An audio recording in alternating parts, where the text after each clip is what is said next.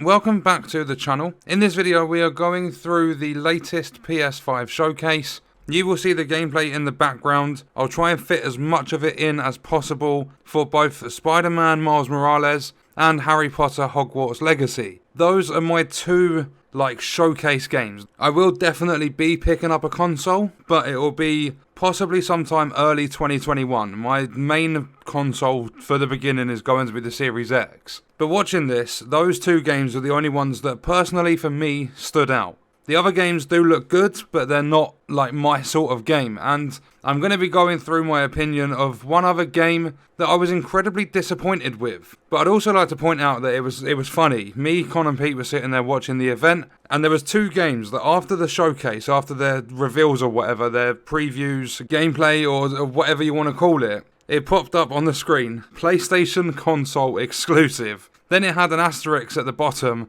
and said, also available on PC. So they're not console exclusives at all, because the games are available on PC as well. But for those of you that don't know, November the 12th is the release date for the PS5, only in select countries. It will release 1 week later, so the 19th of November, for every other country, the rest of the world. And I'm pretty sure if I didn't miss anything out on the image, because it only popped up for a few seconds, that includes the UK. So you have to wait a week longer. The USA, America, that's available on the 12th of November, 19th is for the UK. The console will be exactly the same price as the Series X. It's going to be £450 for the normal one, but it's going to be £360 for the digital edition, which I think is actually a really, really good price. I didn't think they would knock any more than £50 off the digital edition, because a lot of people will say, oh yeah, but the Series S is a lot cheaper. But what people might not realise is the Series S has a lot less specs. The specs are a lot lower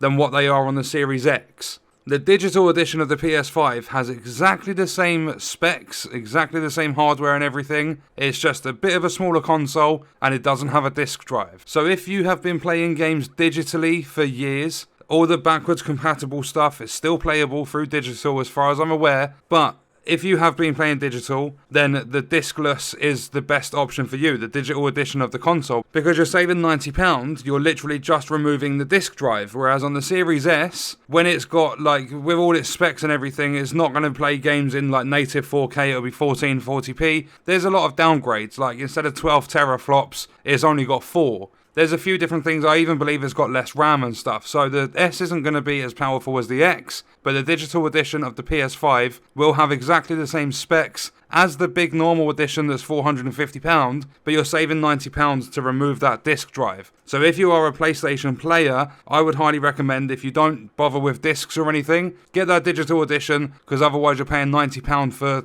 essentially nothing. So the two games I was excited for, Spider-Man Miles Morales. I haven't actually owned a PlayStation since the PS2. I've heard a lot about Spider-Man on the PS4, and it's the same development company, Insomniac Games, that are making Miles Morales, but this game actually, in my opinion, looks amazing. There was a lot, it was more on the higher end, cinematic sort of cutscene gameplay, but you also got to see how seamless it was, and there wasn't black loading screens and everything in between the cutscenes and switching the gameplay. It was a smooth transition, so that looks really, really good. And there was some gameplay we got to see. There was combat on a bridge, and it looked fantastic. The different moves, some of it was slow motion. Graphically, it looks amazing. The gameplay looks really good as well, and I've never played it, but Pete has, and Pete said the combat looks very similar to the original Spider-Man game on the PS4, but he said that's a good thing, and I pointed out the cheesy dialogue, because I think Spider-Man says something like, oh, there's people over there, they're trapped, I need to get past these enemies, which is obvious, but Pete said that kind of builds up the Spider-Man game. It makes sense for it to have cheesy dialogue, so I just got on with the dialogue, not a problem at all. If a game's supposed to be like that, it's supposed to be like that, and I don't really pay attention to dialogue anyway, when I'm playing the game at least, but Spider-Man does look really good. The next one is Harry Potter Hogwarts Legacy. I've never ever been a fan of Harry Potter, never really liked it. I watched the first couple of films when I was a kid, but never really followed it. The only thing I do kind of like about Harry Potter is the fact that it's magic, obviously, and I do like Quidditch. For whatever reason, you're flying on broomsticks and you're playing a sports game, essentially, so I like that. And there's a lot of quotes from the films like 10 points to Gryffindor and shit like that. But basically, this game, I didn't know anything about it. I saw like it said Hogwarts at the bottom left or whatever. So I was like, okay, it's Harry Potter, let's see. The game actually looks really good from what we got to see. And not only that, I've heard, not sure if this is 100% accurate, but apparently it's an open world RPG. So there will be RPG elements in it, and it's going to be open world. I'm kind of losing a little bit of interest here and there with the open world games because they are so abundant now. They are all over the place. There is just open world here, open world there, and a lot of the time it's just fetch this, go deliver that, fetch this, go deliver that. It's the same sort of errands that you're running in these open world games. But I do like open world because it gives you the freedom to go and do whatever you want instead of being tied to a direct storyline. And then at the same time, give me pretty much anything as long as I don't absolutely despise it that has RPG elements, and I'm signing up for it. So those are the two things. There wasn't much talk about Harry Potter, but this is the first time I've ever heard of the game. I don't know if they have shown it before, but the one thing that really disappointed me, there were a few other games. You had Oddworld Soulstorm. Now I've seen gameplay, I'm kind of put off. I expected it.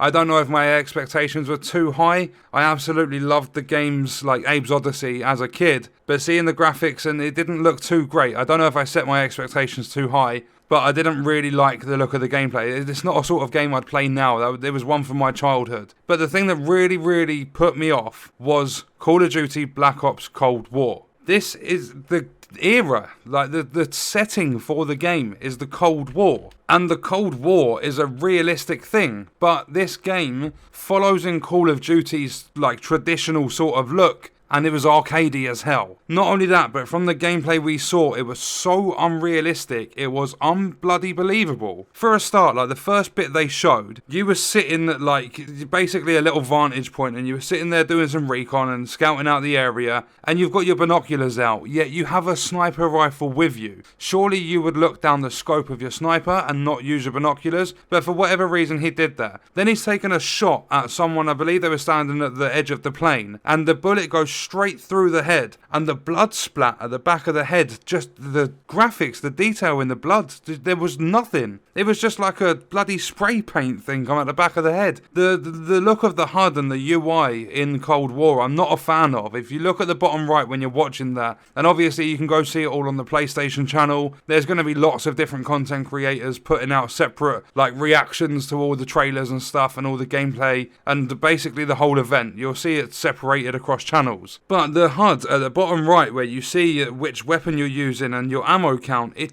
doesn't look good. It looks like they've gone back in time. It looks as though it's a lot more arcadey and worse looking than the latest Call of Duties like Modern Warfare and Black Ops 4 and all the latest of the Call of Duties. So I don't know their order anymore. I've kind of lost track of it all. But Black Ops 4, Modern Warfare, all the recent Call of Duties, a few of them, have had a much better look. Not only that, when you are driving in this Jeep chasing this plane, you've got enemy Jeeps surrounding you, and this guy's pulling out a sniper, holding his breath and popping people in the back of the plane. You are not going to get out a sniper and use it when you're in a vehicle that's moving. But he pulls off the shot, might be an excellent sniper, whatever. The next thing that really bugged me is the fact that you drop the RCXD out of the Jeep and start driving it towards the plane. In real life or any sort of situation, if you see a little car that's driving towards a plane and your job is to protect that plane and you're a trained soldier, you're going to shoot that whether it's explosive or not. You're going to try and pop its tyres or something like that because you don't know what that could be. But it's an RCXD, it's explosive, they explode it on the back of the plane, and once it blows up, because the stupid soldiers didn't bother shooting it, once it blows up, it starts taking out all of these Jeeps, and miraculously, your Jeep is completely untouched until you get the other side of the plane, and then it just goes tits up from there. You start rolling, you fall out, the wing of the plane comes down, blah blah blah. But everything leading up to that moment of the plane wing possibly falling on your character, in my opinion, everything up until that point was complete shit.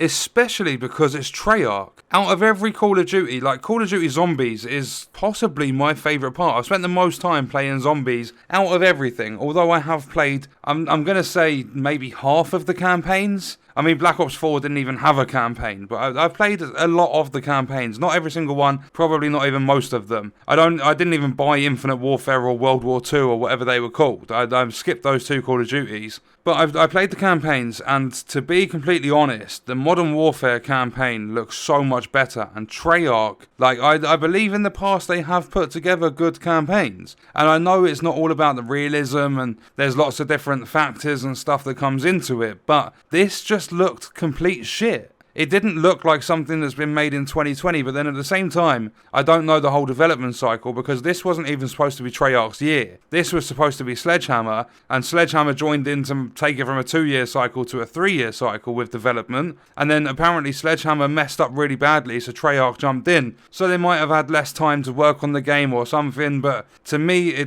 I'm not even going to say it looks finished. Like, it might all work, it might run nicely, it might be smooth, might have 60 frames per second on console or whatever, but it didn't look good graphically. And normally, like Modern Warfare, they've done a really fucking good job. Like, you're going into houses with night vision goggles on as Captain, like with Captain Price and stuff, and it looked really good. It got you immersed. Like, there was a lot of immersion in the campaign for Modern Warfare. I think it was one of the only campaigns I've played in recent times where I actually completed it. The other couple being Star Wars Jedi Fallen Order and Red Dead Redemption 2. I can't really think of others I've completed from start to finish. But Modern Warfare, I fully enjoyed it. There was a lot of combat, a lot of action. There was a lot going on, and it was enjoyable. It looked good. It felt good. But this one just, obviously I've not played it, not had any hands on. It could be completely different when it comes out, but it didn't look good at all. So what I'm going to do is leave it there. That was my coverage, my recap of the event, in my opinion. I'm not hating on anything, but I think they could have done a little bit better with the event. Like, they showed a lot of stuff we've already seen. They're showing old games like Devil May Cry 5 that come out in 2019, and they've got this like special edition coming to PS5. I don't know if that's going to be free or if you're going to have to pay for it, but currently the game is free. If you've got Xbox on Game Pass, you can play it for free. If it's still on Game Pass, I'm pretty sure it is. But just the fact that they weren't showing like a lot of new stuff. It was more like, I know we've obviously seen Spider-Man before, but it was actual gameplay and it looked good. But that's what I mean, like, they didn't really have much to offer besides looking at these games and a little bit of gameplay, because most of it was cinematic stuff still, and we got to see Demon's Souls, and that just looked really bad as well. Just the fact that the character was just always walking around, and there was so much walking and trying to focus on the scenery, like all of the detail in how it looks. It took away from it. Like, I don't want to play a game to fucking stand there. If I wanted to do something like that, I would look up like some paint drying simulator, or I would look up, like, I'd play a puzzle game, put a puzzle together and look at the picture, or something like that, or go play Hunter Call of the Wild or whatever that was called. I spent 45 minutes searching for an animal, couldn't find anything, so you might as well just say it's a scenery fucking simulator. But yeah, I wasn't overly excited this time round with the PS5 event. There were a couple of games that looked decent, but other than that, it wasn't really for me. They showed like the benefits and the collection of PlayStation Plus, but I've never really dealt with that before, and to me it just looks like they might have a few better games on there, but it just looks similar to the Xbox Game Pass. They've got, what was it, God of War, Uncharted, Last of Us Remastered. They've got some really good games on there. But yeah, November the 12th for select countries, you will have to look that up. The 19th of November, which will be a week later for the rest of the world, and I'm pretty sure that includes the UK. $450 for the normal edition of the console, $360, so you're saving £90 on that digital edition, which is a very good saving. I honestly didn't think they would go that cheap. I thought it'd be, if it was $450 like it is, then I thought it'd be $400 for the digital edition, because you're essentially just making a little bit of a smaller box, taking out the disc drive, and you're saving 90 quid. That's a deal that you can't pass up on. It's unbelievable. I'm actually baffled that they've knocked 90 quid off. But yeah, before the video ends up being like a 45-minute, hour-long bloody podcast of me just talking about this event, I'm going to leave the video there. Let me know your thoughts and stuff in the comments about it, and I will see you in the next video. I hope you enjoyed it. Thank you for watching.